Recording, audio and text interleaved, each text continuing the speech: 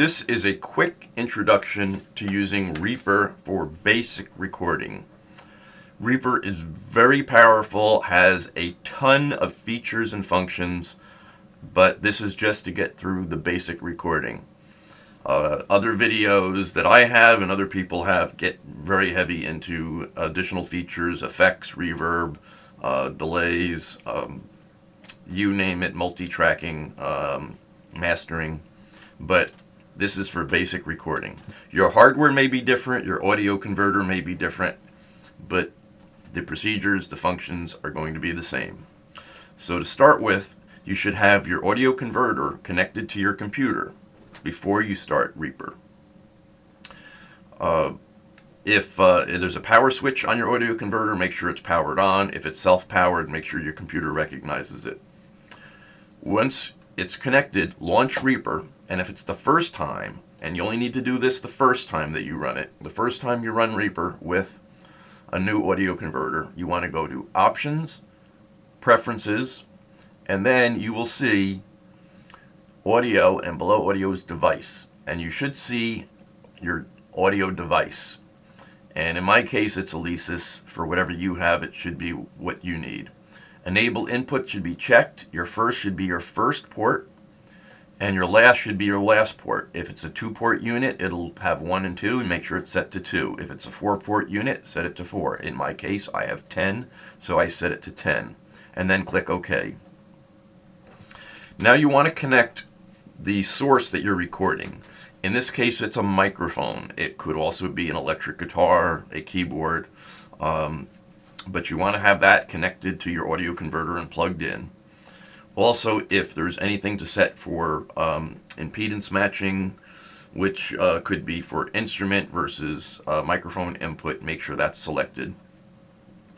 And you want to then do whatever you're going to be recording. In other words, if you're going to be singing into a microphone, you want to sing into the microphone and then set the gain on your audio converter. If it's playing an electric guitar, you want to be playing the electric guitar the way you're going to be recording while you set the gain on your audio converter. You need to set the gain based on what you're recording, and then it will change. For instance, if you're doing singing into a microphone, the gain will have one setting. If you're speaking, which will generally be a little softer, you will have a different gain setting. So this is why you will set the gain each time you're recording. Also, the audio converters have either a red LED or a red light that will flash when the gain is too high, and that means there's too much signal. Too much signal means it'll get distorted.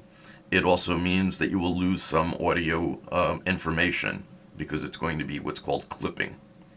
So you want to set the gain to just below any red flashing. You do not want any red flashing. Then come into Reaper, and on the left side, you want to right click and choose Insert New Track, and your track will appear. There's a little button here. You left mouse click. When it flashes red, then it's armed, and that means you're going to be, when you hit record, it will record over that track. If you unselect it and it's not highlighted red, then it will not record over that track. So we're going to make sure it's red. Then right click on that same button, go down to input, and make sure your input, in this case mono, since we're doing a single mono microphone, is going to be where your microphone is plugged into your converter. In my case, it's plugged into line 3. And now that I have line 3 selected, you'll see my gain. Now, if you notice, I have the yellow here and a red. You want the level to be at -18 on this meter for the average signal, not the peaks, but the average. I'm averaging way above it. In fact, you can see this red that appears. That means my gain is clipping, just like that red LED that's on your audio converter. So I actually have to turn my gain down so that my average is right around or even below that -18 signal. And that means it's neither amplifying or cutting my signal. It should be smooth. And the red that we'll hear will disappear at some point.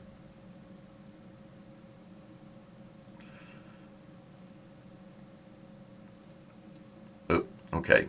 So now that my signal should be about right, we're going to start recording.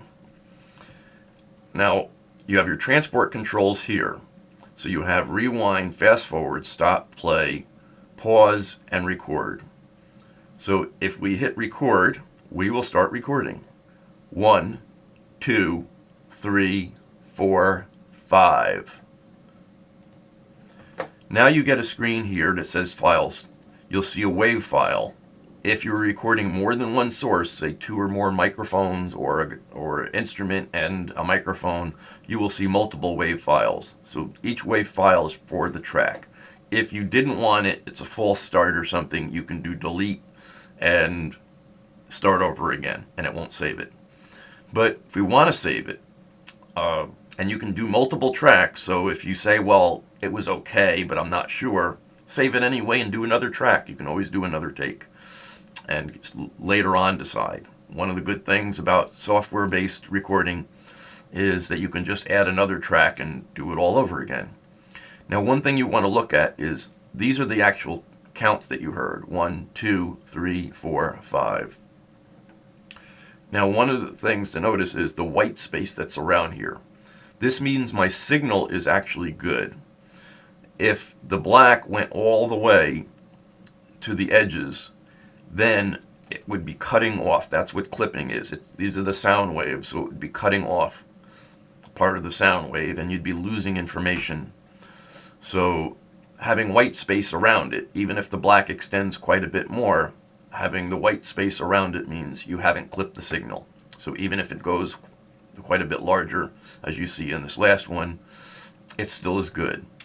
So if we don't want to take it off record arm so we don't accidentally record over it, and then we want to play it. 1, 2, 3, 4, 5. And we get our recording. Now, we want to do another take maybe, or a different, maybe that was one vocal, you're doing another vocal, or a vocal and an instrument. We insert a new track. Like I said, this could be a retake, and you can say, okay, you know what, I'm not sure I like that. Then mute that one so we don't hear it, and you see it becomes grayed out, and now it will not play back. So if we hit play, nothing plays. But we can set this one to record. Again, record arm, right click, make sure you're selecting the source, and the gain will not have to be changed. You didn't change the microphone if you're doing the same thing. Now, if you're recording a different voice or a different vocal part or an instrument instead, you will have to reset the gain. But if you're just doing another take, there's no sense to change the gain. It will remain the same. Also, this fader is for after you've recorded. It has no effect whatsoever on the recording itself. So it's all done from the audio converter on that side. And if now we click on record, this is a test. This is only a test. Again, we'll save it, and then we'll play it back. This is a test. This is only a test. Now, if we wanted to hear both, and we can take this off and record, we can unmute the first channel, and we'll hear both of them together. 1, this is a test. 2, this is 3, only a 4, test. 5. So now we have 2 tracks. And again, you could do multiples of the same track, and then just mute them until you want them later. Now the S is solo, so if you decided you only wanted to hear this one, it will only play that one. 1, 2, 3, and 4, taking it off goes 5. Back to both. So you can do multiple takes and mix them up, and so long as your gain is set correctly, then you will get a nice clear recording. And that's really all there is to basic recording with Reaper. Hope this helps you.